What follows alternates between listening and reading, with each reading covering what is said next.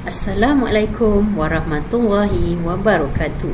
Saya Nur Adilah binti Khairuddin, MPP 202006, pelajar semester 1 Sarjana Pendidikan Teknik dan Vocational dari Universiti Teknologi Malaysia UTM Skudai. Pada sesi pengucapan awam ini, saya ingin membincangkan mengenai satu tajuk yang menarik, iaitu bagaimana untuk mengaplikasikan teori kepimpinan kontingensi di kalangan pemimpin abad ke-21. Terdapat beberapa kategori, style ataupun gaya di dalam teori kepimpinan kontingensi, di antaranya ialah Fiedler, situational, path goal dan decision making.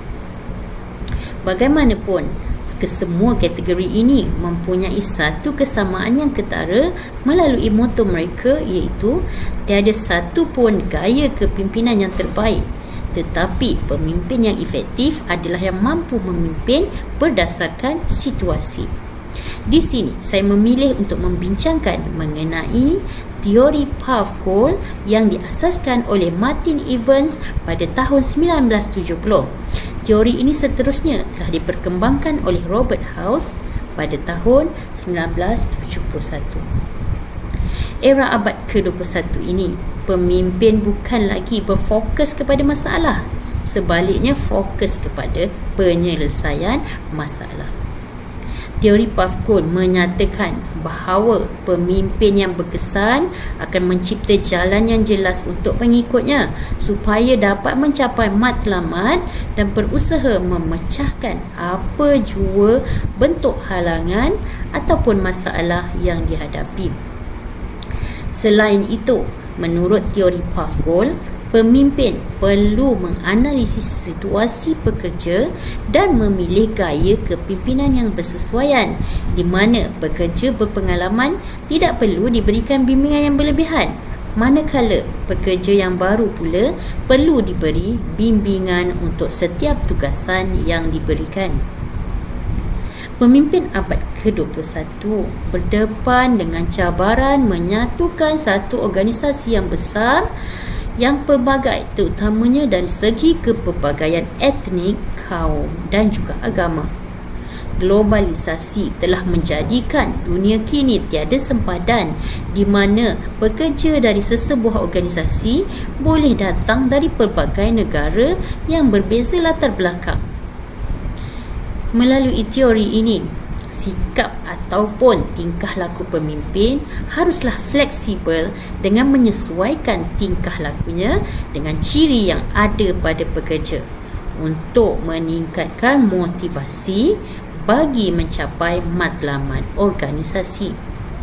Pemimpin boleh memilih untuk memimpin menggunakan kaedah suportif dengan menjadikan suasana pekerjaan selesa, mesra dan mudah didekati.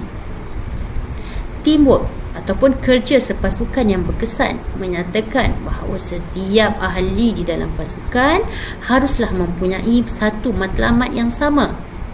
Teori path goal mencadangkan pemimpin untuk memilih gaya partisipatif dalam memimpin, di mana pemimpin harus berbincang dengan ahli pasukan terlebih dahulu sebelum membuat sesuatu keputusan.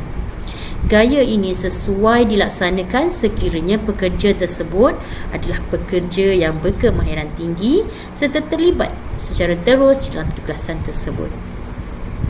Sebagai kesimpulannya di sini, dalam berdepan cabaran sebagai pemimpin abad ke-21, seorang pemimpin itu haruslah bijak membaca situasi semasa berkaitan pekerja, tugasan yang diberikan, fasiliti organisasi dan pelbagai lagi faktor lain dalam menentukan gaya pemimpin yang sesuai.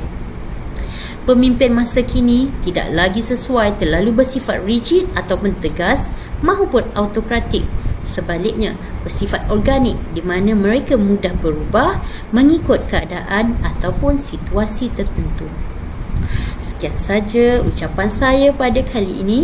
Diharap para pendengar dapat menimba sedikit ilmu daripadanya dan cuba untuk mengaplikasikannya dalam persekitaran pekerjaan anda. Terima kasih kerana menonton.